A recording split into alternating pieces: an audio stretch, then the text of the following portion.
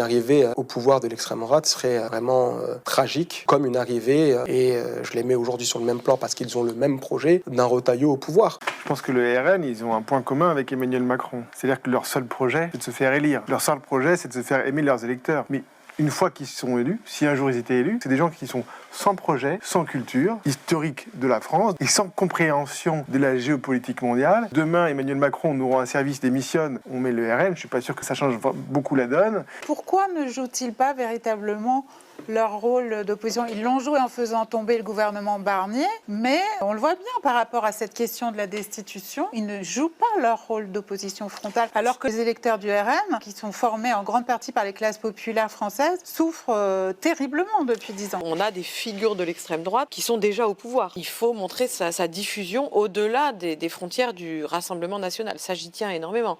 Une figure comme Gérald Darmanin, c'est à mes yeux, bien sûr, une figure d'extrême droite. Bruno Retailleau, c'est quand même un des éléments les plus droitiers, même des Républicains. Non, mais de toute façon, ces gens-là contribuent à notabiliser l'extrême droite, à légitimer l'extrême droite, courent après l'extrême droite, sont fascinés par elle. Maintenant, on en est certain, on le voit, le Rassemblement national gouverne avec Macron.